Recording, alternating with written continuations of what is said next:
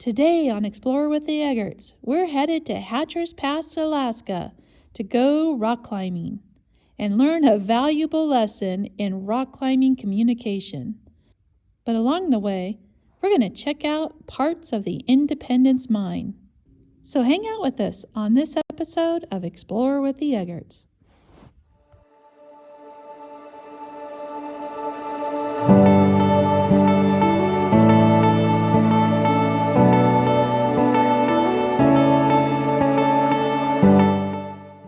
So we're here in Hatcher's Pass again in the rain. This behind me is called Summit Lake because apparently we're at the summit.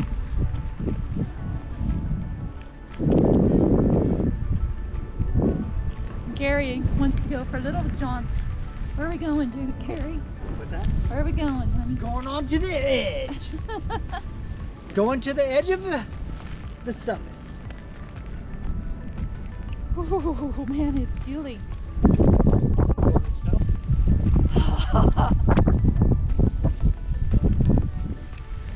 I wasn't prepared for snow and rain today. Today was supposed to be a casual, relaxed day.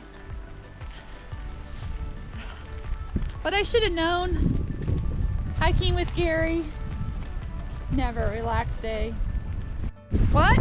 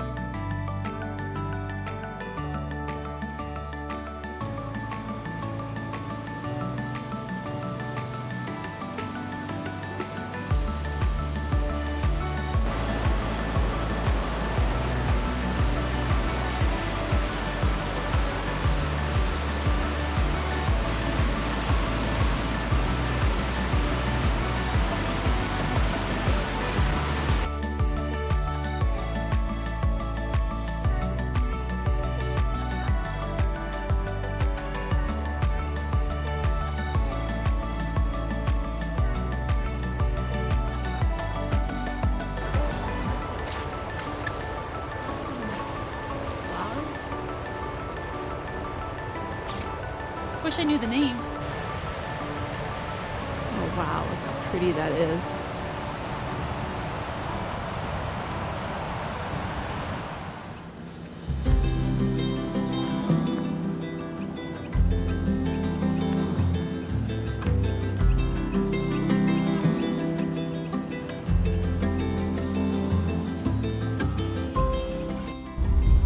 So we're gonna go rock climbing in Hatcher's Pass. That was been the plan for a long time, but we had no idea of the road conditions.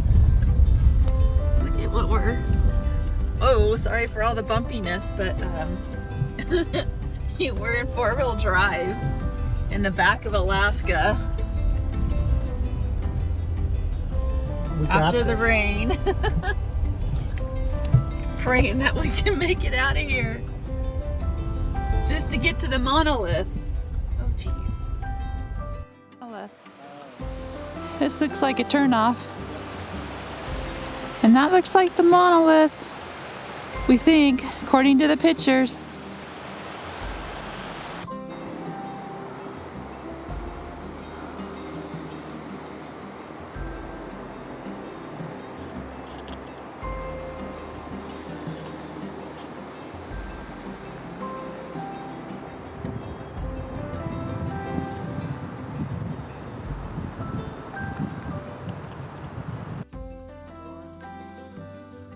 Stuff from the mine,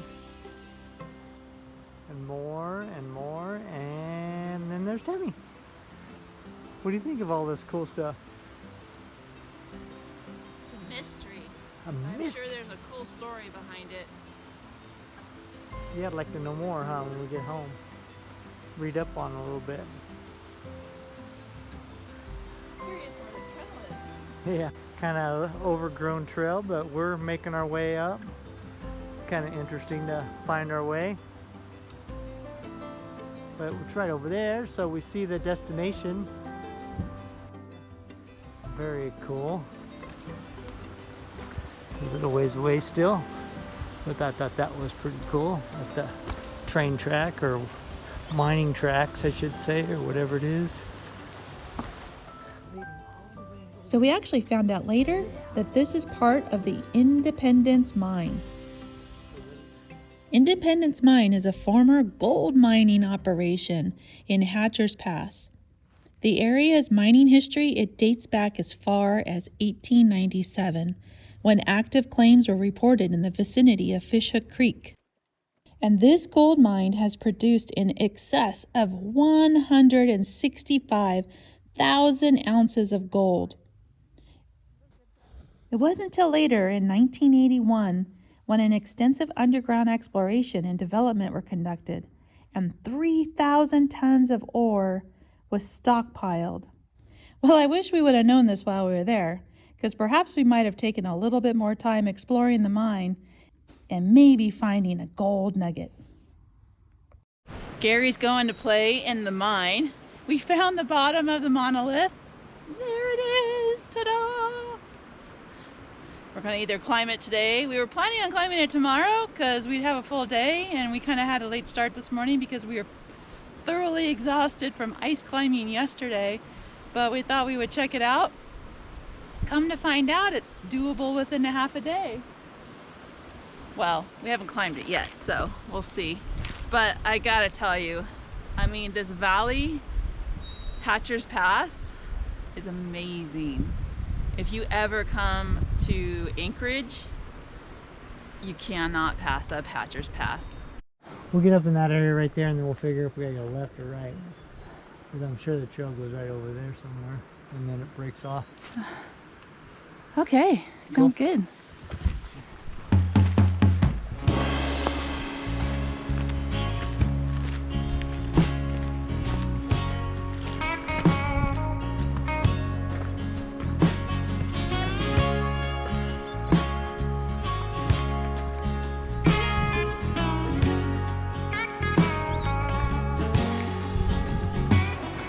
So we got all the way up here, and I know Gary probably doesn't want me to show this footage, but we forgot the rope. So my husband, wonderful man that he is, said, well, I wanted some cardio anyway, so I'm gonna run back and get it.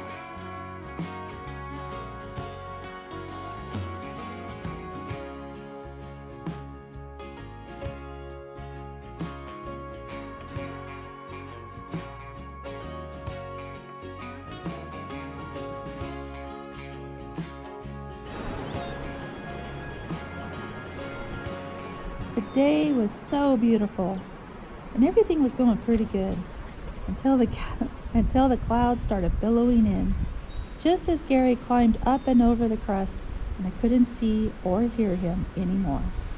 So the valuable lesson we learned today was to learn to feel the rope for both the belayer and the climber.